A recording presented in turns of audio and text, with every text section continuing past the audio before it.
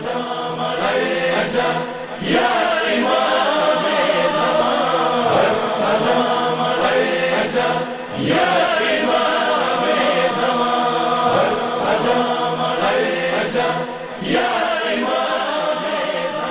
باللہ من الشیطان الرجیم بسم اللہ الرحمن الرحیم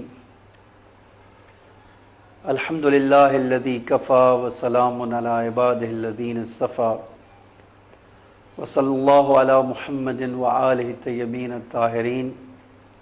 لا سیما الامام المبین بقیت اللہ فی الارضین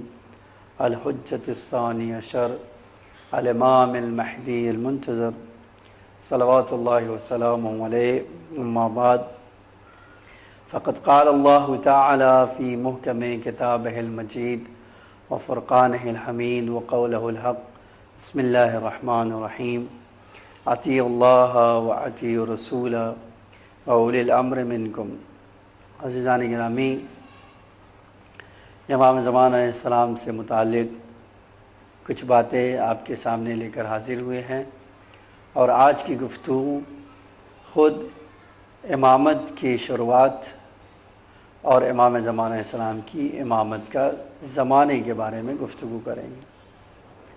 سورہ نساء میں اللہ تعالیٰ ارشاد فرماتا ہے 59ویں آیت میں کہ اے لوگو، اللہ کی اطاعت کرو اور اس کے رسول کی اطاعت کرو، اور تم میں سے صاحبان حکم جو ہیں ان کی اطاعت کرو۔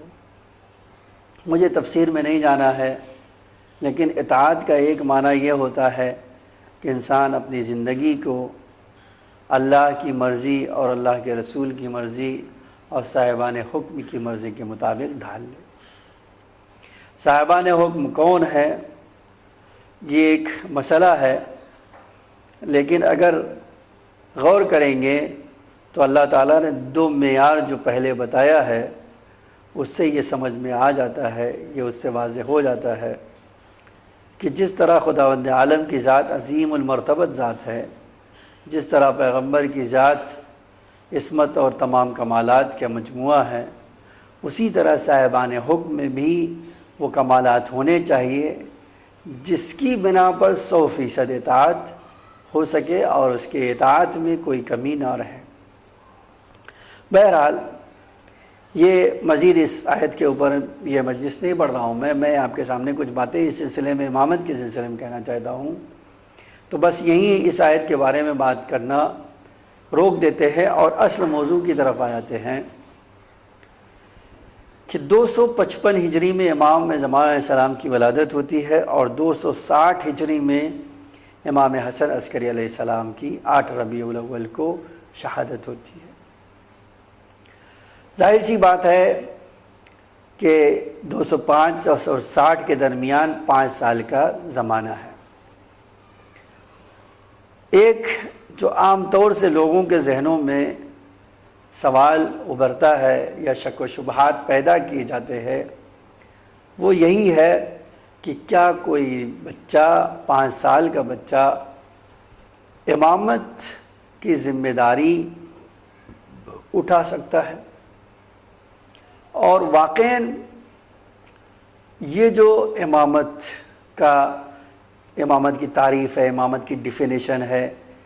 کہ ایک پتا بھی اس کی مرضی کے بغیر نہیں ہلتا، وہ کائنات کا ذمہ دار ہوتا ہے،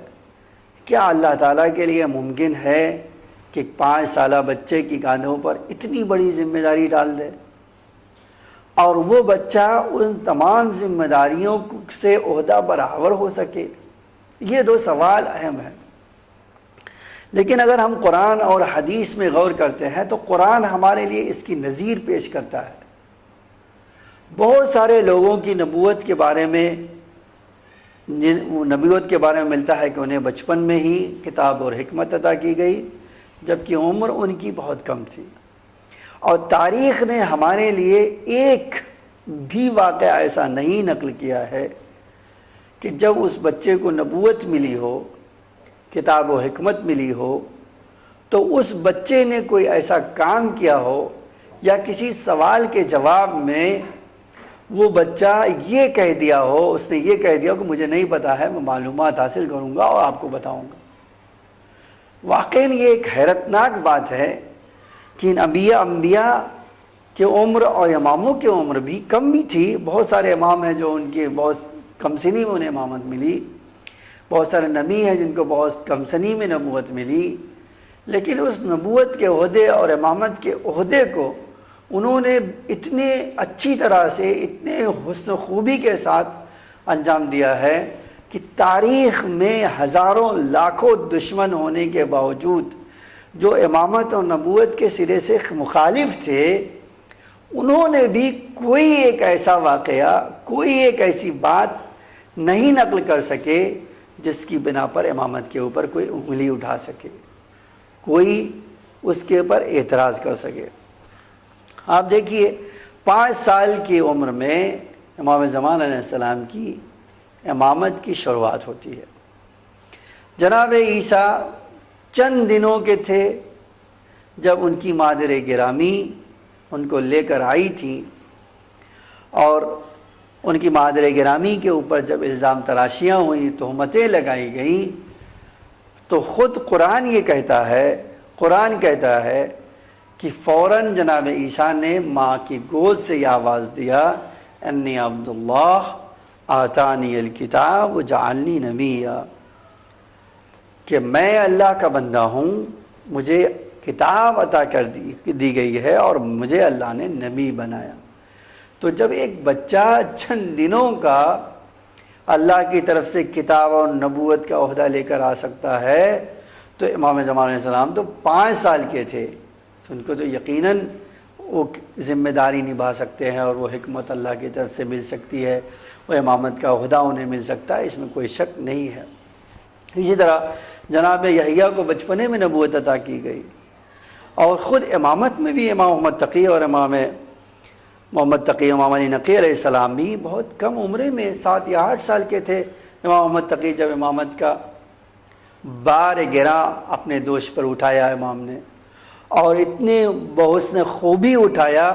کہ ساری کائنات حتیٰ مامون عباسی کو یہ اعتراف کرنا پڑ گیا، اس کے زمانے کے تمام علماء کو یہ اعتراف کرنا پڑا کہ کائنات میں روئے زمین پر اس سے بڑھ کر کوئی بچہ عالم اللہ کی حکمت والا نہیں ہے. خوب، تو جب 8ویں 9ویں اور 10ویں امام کو بچپنے امامت ملتی ہے اور وہ بہت سے خوبی وہ ذمہ داری ادا کرتے ہیں، تو اگر 5 سال میں امام زمان علیہ السلام کو امامت ملے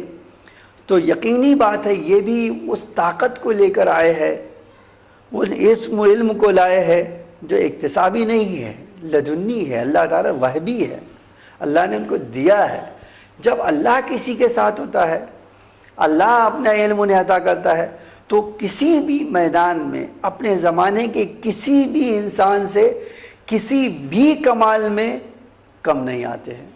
بلکہ ان کا پلڑا ہمیشہ بھاری پڑتا ہے، اور ہمیشہ وہ اللہ کے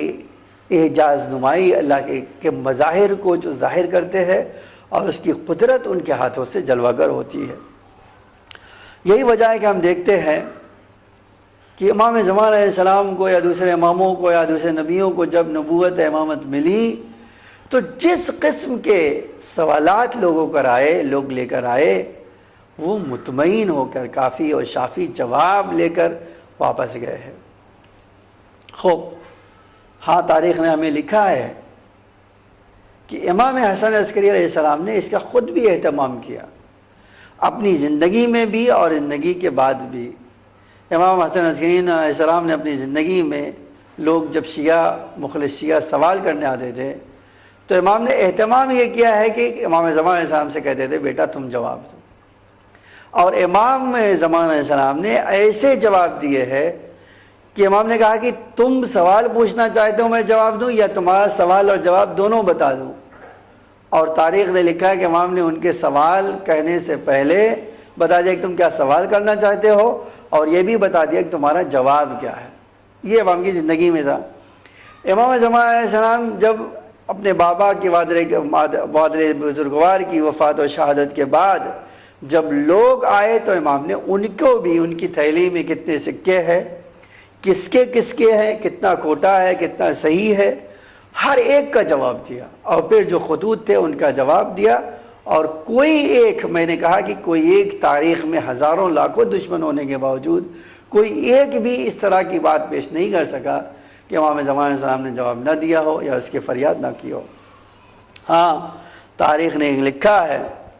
کہ ادھر امام حسن عسکری علیہ السلام کی وفات اور شہادت ہوتی ہے، اور ان کی وفات کے بعد ان کے بھائی جعفر، جن کو جعفر کذاب بھی کہا جاتا ہے، نے امامت کا جھوٹا دعویٰ کیا اور امام زمان علیہ السلام کی ولادت کا انکار کر دیا۔ کہا نہیں، ہمارے بھائی کے کوئی اولاد نہیں تھی اور میں ہی ان کا وارث ہوں۔ اور انہوں نے سوچا، شاید ظاہراً انہوں نے تصور کر لیا کہ یہ بہترین موقع ہے کہ جب میں اپنی امامت کو مضبوط بنا سکتا ہوں امام حسن عسکری علیہ السلام کی نماز جنازہ پڑھ کر، اور میں ہی امام ہوں اور امام کی کوئی اولاد نہیں ہے۔ اب تاریخ نے لکھا ہے کہ جنازہ تیار ہوا، یہ آگے بڑھے، دوسری طرف سے جو مخلص شیعہ، مخلص چاہنے والے، قریبی رشتہ دار جن کو امام نے اطلاع دی تھی، دکھایا تھا بچے کو، وہ حیرت اور استعجاب کے عالم میں کھڑے ہیں۔ سب جانتے تھے کہ یہ جعفر کا کردار اور اخلاق کیا ہے، وہ کس قسم کا آدمی ہے، یہ سب واقف تھے۔ اب یہ آگے بڑھتے ہیں، لوگ یہ منظر کو استعجاب اور حیرت سے دیکھ ہی رہے تھے کہ آگے بڑھ رہے تھے کہ نماز جنازہ پڑھاؤں، اتنے میں دیکھا کہ ایک حسین و جمیل نوجوان آگے آیا۔ اس نے اپنے چچا کی ابا کو کھینچا اور کہا، چچا آپ پیچھے جائیے، میں اپنی والد کی نماز پڑھاؤں گا۔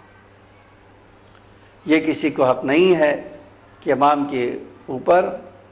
امام کے علاوہ یا معصوم کے علاوہ کوئی نماز جنازہ نہیں پڑھ سکتا ہے۔ اب یہ بھی تاریخ لکھتی ہے کہ جب یہ حیرت ناک واقعہ دیکھا تو چچا کو لرزہ براندام طاری ہو گیا، لرزہ براندام ہو گئے، ان کے جسم میں کپکپی طاری ہو گئی، اور رعب و دبدبہ اور حکمت الہی یہ تھی کہ فوراً پیچھے ہٹے اور انہوں نے امام نے نماز جنازہ پڑھائی اور نظروں سے غائب ہو گئے۔ عزیزان گرامی، اب اس کے بعد آج ہمارے وہاں تاریخیں بھری پڑی ہیں ایسے واقعات سے، ایسے جوابات سے، ایسے خطوط سے، ایسی فریاد رسی سے، ایسے معاملات سے جہاں پہ امام زمان علیہ السلام نے اپنی امت کی خبر گیری کی ہے۔ دوسری طرف سے ہم یہ دیکھتے ہیں کہ ایک سوال جو لوگوں کے ذہنوں میں آتا تھا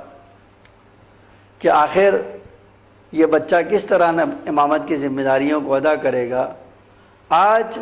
جب ہم کتابیں دیکھتے ہیں تو ہمیں پتہ چلتا ہے کہ واقعاً اللہ جس کو اپنا علم و طاقت دیتا ہے وہ اللہ کی ذمہ داریوں کو بہت اچھی طرح سے پورا کر سکتا ہے، اور اللہ سے بہتر کس کو پتہ ہے، اللہ یعلم حیث یجعل رسالتہ، اللہ سے بڑھ کر کون جاننے والا ہے کہ کس کو امام بنائے، کس کو نبی بنائے، کون اس ذمہ داریوں کو پوری کر سکتا ہے، کون نہیں پوری، یہ اللہ سے بہتر کوئی نہیں جانتا ہے۔ آج واقعاً جب ہم ان کتابوں کو دیکھتے ہیں جس میں ایک ایک مسائل کا، ایک ایک واقعات کا، آپ یہ دیکھ سکتے ہیں کہ امام زمان علیہ السلام کو کسی نے مدد کے لیے پکارا، مریض تھا، امام آئے، اس کی مدد کیا اور اس کو نجات دی۔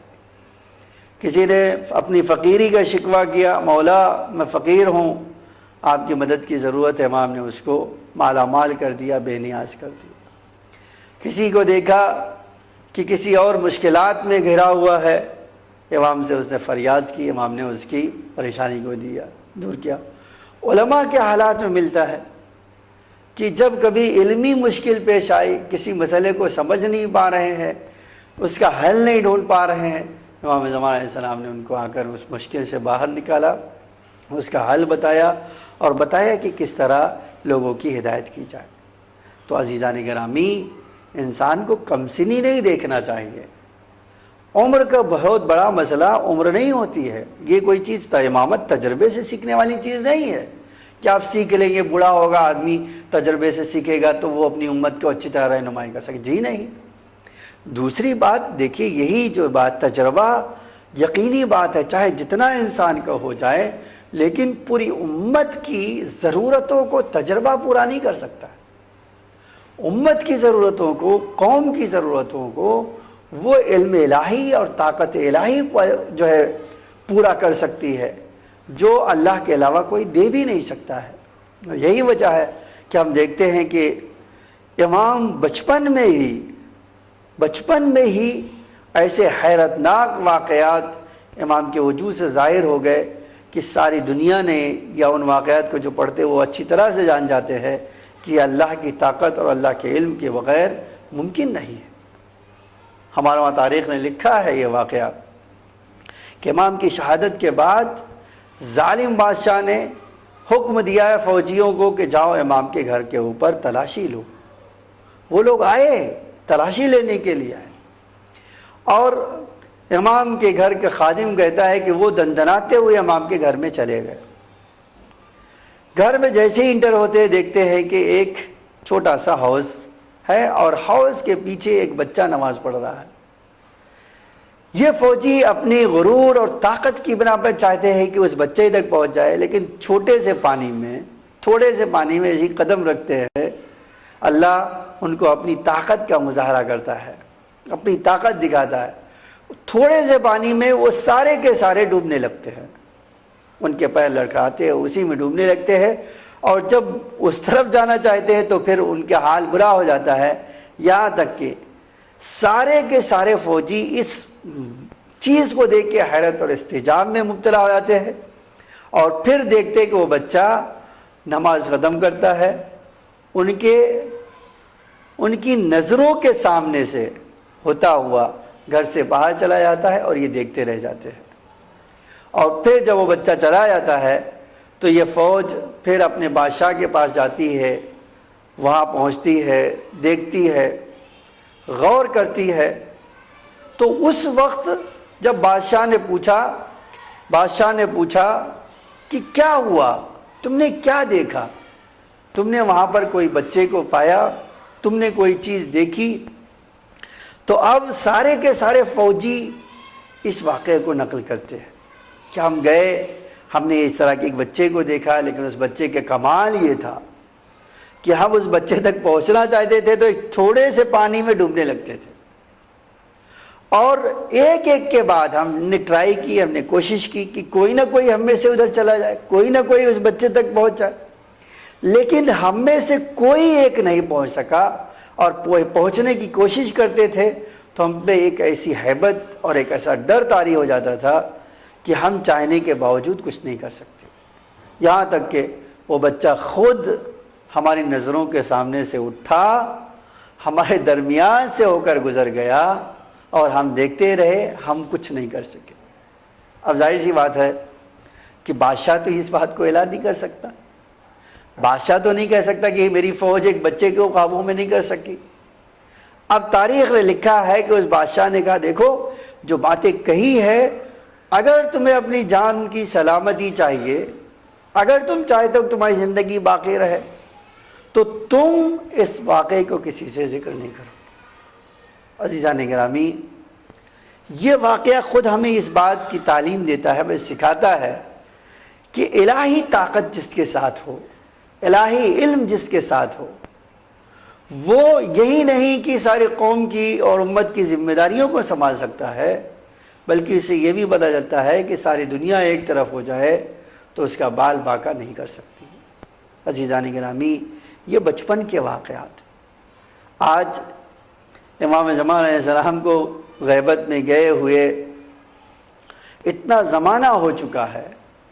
لیکن اس کے باوجود آج بھی روزمرہ اگر ہم کتابوں میں دیکھیں تو روزمرہ دنیا میں ایسے واقعات نمودار ہوتے ہیں جہاں ہمیں یقین ہو جاتا ہے کہ امام کی مدد کے بغیر، امام کی ہدایت کے بغیر، امام کی رہنمائی کے بغیر کوئی آدمی اس منزل تک نہیں پہنچ سکتا، کوئی آدمی کو اس طرح کی مدد نہیں مل سکتی. یہ واقعی یہ موقع نہیں ہے جہاں میں آپ کو ایسے واقعات سناؤں، ورنہ آج بھی اگر کوئی آدمی واقعاً اہل بیت کے در کا غلام ہو، اپنے آپ کو امام کا مخلص اور مطیع محض قرار دے لے، تو بعید نہیں ہے کہ امام زمان علیہ السلام اس کو اپنی ہمنشینی عطا کرے، اس کی ہدایت کرے، اس کو وہ طاقت عطا کر دے جو کسی دنیا میں کسی انسان کے پاس تصور نہیں ہو سکتی جب تک کہ وہ ہادی براق سے متصل نہ ہو۔ تو عزیزان گرامی، یہ دشمنوں کی ایک سازش ہے، یہ دشمنوں کا ایک پلان ہے کہ لوگوں کے لا علم، جاہل اور جو لوگ نہیں جانتے ہیں، جو لوگ امامت سے واقف نہیں ہیں، ان کے دلوں میں یہ کہہ کے شبہ ڈال دے، یہ کہہ کے شک ڈال دے، ارے ایک بچہ کیوں کر امامت کی ذمہ داری ادا کر سکتا ہے۔ لیکن شاید پیغمبر نے ذوالعشیرہ میں امام 11 یا 12 سال کے تھے امام علیہ السلام، اس وقت امام نے یہ کہا تھا کہ میں اللہ کے کام کی مدد کروں گا، آپ کی مدد کروں گا۔ پیغمبر نے کہا تھا میرا وزیر ہے، میرا خلیفہ ہے، میرا جانشین ہے۔ تو اس وقت بھی دشمنوں نے یہی کہا تھا کہ یہ بچے کی اطاعت کیجیے، آپ اے ابو طالب آپ اس بچے کی اطاعت کیجیے۔ لیکن ان کو پتہ نہیں تھا کہ وہ بچہ نہیں، جو اللہ کا علم لے کر آتا ہے، اللہ کی حکمت لے کر آتا ہے، اللہ کی قدرت لے کر آتا ہے، اللہ کی طرف سے معجزات لے کر آتا ہے، وہ ایک صرف بچہ ہی نہیں ہوتا ہے بلکہ وہ الہی نمائندہ ہوتا ہے، اور جو ذمہ داری اللہ اس کے کاندھوں پہ ڈالتا ہے وہ بحسن خوبی اس کو اپنے انجام تک پہنچاتا ہے۔ عزیزان گرامی،